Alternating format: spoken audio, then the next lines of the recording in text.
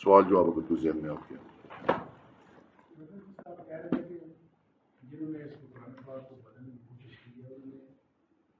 آپ بھی چینج کر سکیں، اس سے آگے بھی جا سکیں.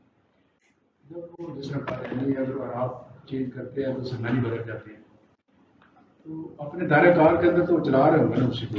جی آپ نے کہا کہ سوال یہ کرنا صاحب کا کہ عربی کے اندر جو مختلف معنی نکالے گئے ہیں وہ آراب اوپر نیچے کرنے سے جو ہے وہ اس سے انہوں نے اپنے جو بھی گمراہ عقیدے جو نکالے ہیں وہ آراب کو اوپر نیچے کرنے سے بالکل یہ گنجائش موجود ہے، چونکہ آراب جو ہے وہ آراب لگائے ہی اجمیوں کی مدد کے لیے لگائے گئے.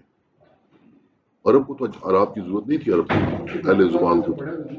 جی وہ دیکھیں نا وہاں پہ کوئی عراب نہیں لگے، ہم نہیں پڑھ سکتے. تو عراب کی ضرورت ہی اجمیوں کو پڑی، بیسیکلی اجمیوں کے آسانی کے لیے اس کے تلفظ کے لیے عراب کی ضرورت پڑی. تو اس میں اگر کوئی عراب اوپر نیچے کرتا ہے یا گرامر کا کوئی اصول وہاں پہ کرتا ہے تو وہ گنجائش موجود ہے، ٹھیک ہے. لیکن میں نے آپ سے عرض کیا کہ وہ گنجائش اگر گمراہی کی طرف لے کے جا رہی ہے اگر، تو قرآن کا اپنا ایک آٹومیٹک میکنزم ہے کہ اس گمراہی کو روک دیتا ہے، اس گمراہی کو بھی روک دیتا ہے. وہ جو آپ دیکھیں گے اس کے اندر جو خاص طور پہ میں چونکہ پوری ڈیٹیل میں نہیں جا رہا ہوں، جو ان کی جو بنیاد ہے وہ بنیاد پہلے عیسیٰ کے فوت ہونے سے، کہ عیسیٰ ختم ہوں گے تو مہدی اٹھے گا، یا مطلب مور لگا ہوا پیغمبر اٹھے گا نا، دونوں شکلوں. تو اللہ نے اس کے اندر بڑا واضح کر دیا ہے، اور قرآن میں ایک ہی دو لفظ استعمال ہوا ہے، یقیناً کہیں پہ بھی اور استعمال ہوا کہ نہ تو عیسیٰ وہ سیڑھیاں چڑھے اور نہ ان کو پھانسی لگائی گئی، یقیناً. تو موت کا تو سوال ہی نہیں اٹھتا.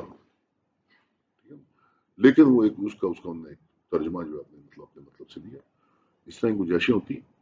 قرآن کو قاعدے سے باہر کبھی بھی آپ قاعدے سے باہر اگر چلیں گے، قرآن کی ناسمجھی سے کریں گے.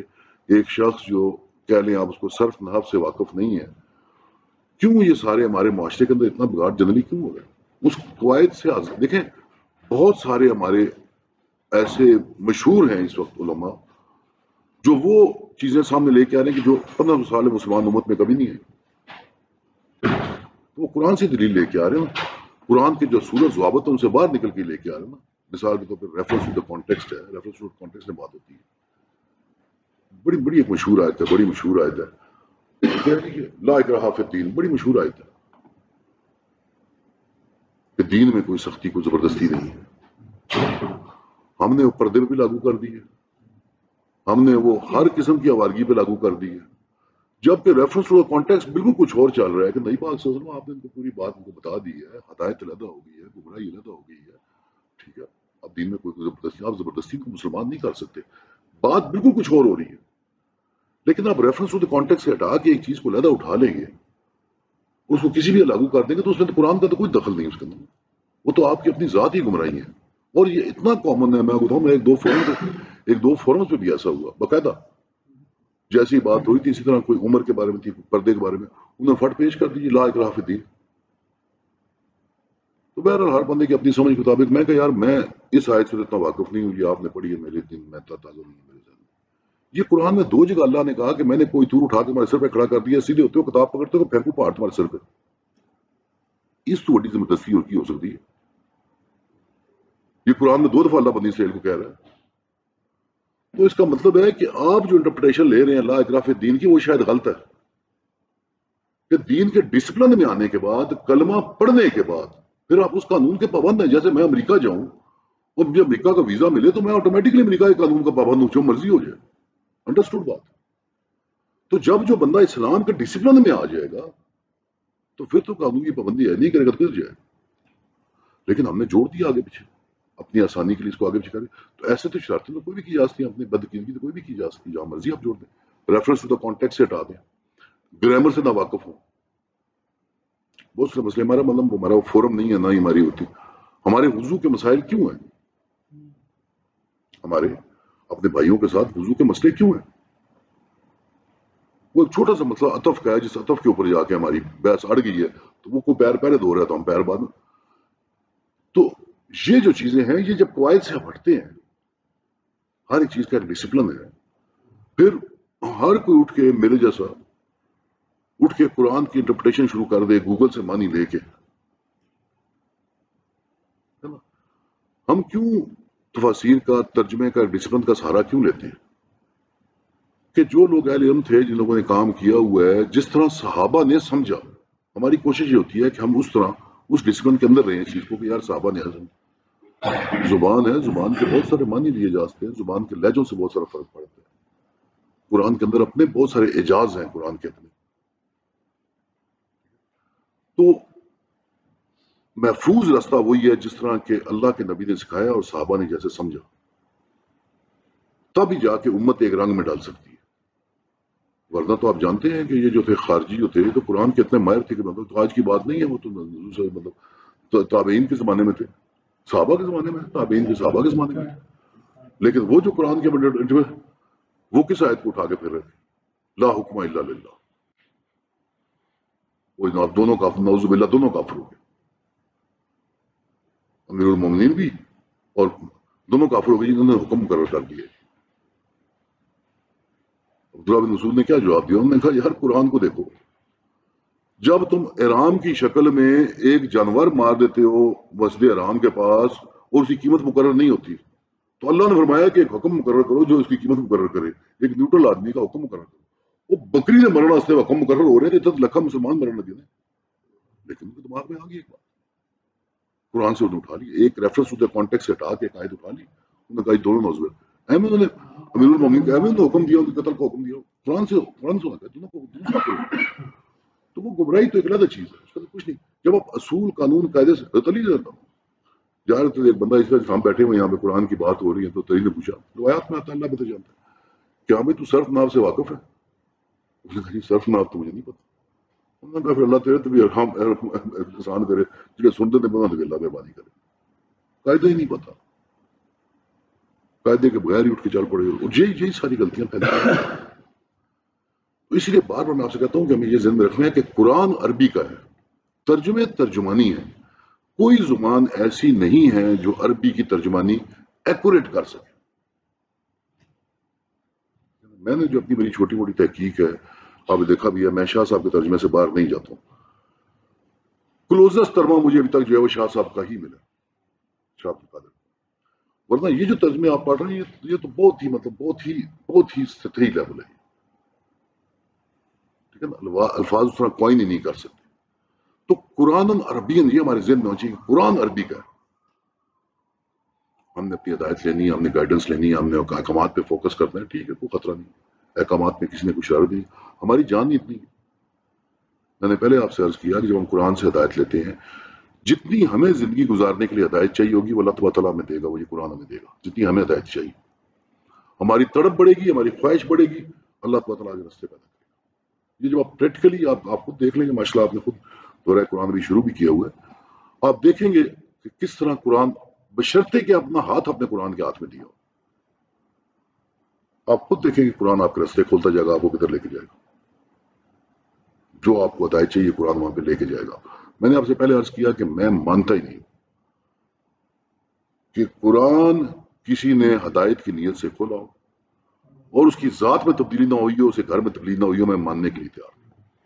اگر نہیں ہو رہی کہیں پہ کچھ خلل ہے، طلب میں خلل ہے، نیت میں خلل ہے. یہ ممکن نہیں ہے کہ فرد خود تبدیل نہ ہو جائے، یہ ممکن نہیں ہے کہ اسے گھر تبدیل نہ ہو جائے، ممکن نہیں. اگر آپ نے اپنا ہاتھ قرآن کے ہاتھ میں دے دیا، اگر اپنا تڑکا بیچ میں رکھا ہوا ہے اور قرآن کو خالی تڑکے کے لیے استعمال کریں گے، دیکھیں یہ میری بات ثابت ہو گئی نا. کچھ نہیں، کچھ نہیں. قرآن کو آپ کو ڈرائیونگ سیٹ دینی پڑے گی، آپ کو خود ساتھ والی سیٹ پہ آنکھیں بند کر کے بیٹھنا پڑے گا. قرآن جس طرف لے جائے گا میں جاؤں. ممکن نہیں ہے کہ آپ کی ذات کے اندر، آپ گھر کے اندر تبدیلی نہ ہو. ممکن ہی نہیں ہے. میں یہ بات لکھ کے دینے کے لیے تیار ہوں. قرآن نام ہی تبدیلی کا، ہر چیز کی تبدیلی کا، ماحول کی، سوچ کی، عمل کی، ہر چیز تبدیلی، محفل کی، مجلس کی. یہ ہم دوست بیٹھے ہوئے، میرے سب سے پرانا دوست میرا کون سے بیٹھا ہوا ہے یہاں پہ؟ سب سے پرانا ممتاز میرے سے سب سے پرانا تھا. ٹھیک ہے، اس کے بعد پھر شیخ سب سے میری، ہاں اسماعیل سب سے پرانا دوست. پوچھیں ان سے، میری وہی مجلس ہے جو آج سے 10 سال پہلے تھی، آج سے 15 سال پہلے تھی. پوچھیں، مجلس ہی بدل دیتا ہے قرآن، دوستی ہی بدل دیتا ہے. یہ سامنے بیٹھے ہوئے ممتاز زندہ ہے، یہ راجہ زندہ ہے. پوچھیں میری یہی مجلسیں تھی. قرآن مجلس بھی وہ نہیں چھوڑتا. یہ ممکن نہیں ہے قرآن تبدیلی نہ کرے، یہ ممکن نہیں. دو چیزیں ہیں، کتاب میں کوئی کجی نہیں ہے، کتاب میں کوئی دوسرا ہے پڑھنے والا، وہ کس نیت سے اس کو اٹھا رہا ہے. جو میں نے بارہا آپ کو کہا کہ نہ فقہ ہمارا معاملہ ہے، نہ عقائد ہمارے معاملہ ہے، ہمارا معاملہ ہے احکامات اور ہدایت، احکامات اور ہدایت. جب تک آپ اس پہ آپ کی نگاہ رہے گی انشاءاللہ کوئی خطرہ نہیں. اور یہ وہ معاملات ہیں جن پہ کسی ترجمے نے بھی گڑبڑ نہیں کی. احکامات میں کسی ترجمے میں کسی نے کہا کہ چوری کرو، کسی نے یہودی بھی کسی نے نہیں کہا، کسی نے نہیں کہا. عقائد کے معاملے ہیں اور چیزیں ہیں، مختلف دکانداریوں کے معاملے ہیں، وہ اللہ تعالیٰ ہم سے ہمارا تعلق ہی نہیں. ہم اس تعلق پہ اگر اس جگہ تک پہنچیں گے تو اللہ ہمیں اس کی تیاری بھی کروا دے. مجھے اگر موٹے موٹے جگہ پتہ ہے کہ کہاں کہاں سے کیا کیا فتنہ اٹھا ہے تو اللہ مجھے وہاں تک لے کر گیا نا، ورنہ میرا تو میں تو قرآن پڑھا بھی نہیں جاتا سیدھا، کچھ عرصے کی بات. ہاں جی، اور کوئی سوال؟ اچھا، ہم اگر قرآن عربی میں پڑھ لیں، ضرور اگر ہمیں عربی نہیں، ہم عربی میں پڑھ رہے ہیں تو اس کا معاملہ اللہ کے ساتھ ہے. یہ جو ہدایت اور شفا والا معاملہ ہے اس کے لیے یہ تو نہیں ہے کہ میں نے عربی لفظ پہ لفظ سمجھ نہیں رہا ہوں اور جو پڑھ رہا ہوں عربی میں، جیسے میں اردو پڑھ رہا ہوں. جب ایک چیز جو کلیم آئی تھی، یہ قانون جب آئے تھے نا، قانون جب آئے تھے تو اس میں قانون میں استثناء پھر بہت کم ہوتے ہیں، استثناء مینشن کر دیے جاتے ہیں. اگر مثال کے طور پر ہم کہتے ہیں جی سورہ فاتحہ کے اندر شفا ہے، مثال میں دیتا ہوں، تو سورہ فاتحہ عربی سمجھنے والا، عربی بغیر سمجھنے والا، کافر ہندو جو بھی عقیدے سے پڑھے گا، یقین کے ساتھ پڑھے گا تو اللہ اس کو شفا دے گا. اس میں کوئی ایسی بات نہیں. جب آپ کا یہ قاعدہ طے ہو جاتا ہے، اللہ نے کہا قرآن عربی اس میں شفا ہے، اس میں شفا ہے، آپ نے تلاش کر لی، وہ استعمال کرے گا، کوئی بھی استعمال کرے گا، اس پہ عمل ہوگا انشاءاللہ. میرا جی خیال. واخر دعوانا ان الحمد للہ رب العالمین. سبحانک اللہم و بحمدک، اشہد ان لا الہ الا انت، استغفرک و اتوب الیک. الحمد لله رب العالمين والعاقبة للمتقين والصلاة والسلام على سيد الأنبياء والمرسلين. ربنا ظلمنا أنفسنا وإن لم تغفر لنا وترحمنا لنكونن من الخاسرين. ربنا لا تزغ قلوبنا بعد إذ هديتنا وهب لنا من لدنك رحمة إنك أنت الوهاب. اے اللہ جو پڑھا سنا غلطی متحد معاف فرما، اپنی بارگاہ کے اندر قبول و منظور فرما، اس پر عمل کرنے کی توفیق عطا فرما. اللہ تمہارے صغیرہ کبیرہ گناہوں کو معاف فرما. جتنے مسلمان پریشان حال ہیں اللہ ان کی پریشانی کو دور فرما. جتنے مسلمان بیمار ہیں گھروں میں، اسپتالوں میں، روحانی بیمار ہیں، جسمانی بیمار ہیں، اللہ میں صحت کاملہ عاجلہ مسئلہ نصیب فرما. جتنے مسلمان وفات پاک میں سے بالخصوص ڈاکٹر صاحب کے دوست ڈاکٹر ممتاز صاحب کا انتقال ہو گیا، میرے ایک استاد ہیں عبدالرحمٰن عثمانی صاحب، ان کا انتقال ہو گیا، ان کے لیے خصوصی طور پہ دعا فرمائے اللہ ان کے صغائر کو معاف فرما، ان کی قبر کی منازل کو آسان فرما، جنت الفردوس میں اعلیٰ مقام عطا فرما. تو حکیم کو صبر جمیل عطا فرما، ان کی برکات کا حیات پر قائم فرما. اور بھی جتنے مسلمان وفات پاک ہیں اللہ ان کے صغائر کو معاف فرما، ان کی قبر کی منازل کو آسان فرما، جنت الفردوس میں اعلیٰ مقام عطا فرما. جن لوگوں نے دعاؤں کے لیے کہا یا چاہا اے اللہ ان کی دلی مرادوں کو پورا فرما، مشکلات کو حل فرما، آسانی پیدا فرما. اے اللہ تو ہمیں موت کی تیاری کرنے کی توفیق عطا فرما. ہمارا آخری وقت ہو تمہاری زبانوں پر جاری فرما لا الہ الا اللہ محمد رسول اللہ صلی اللہ تعالی علی رسول محمد وعلی آلہ وصحبہ اجمعین.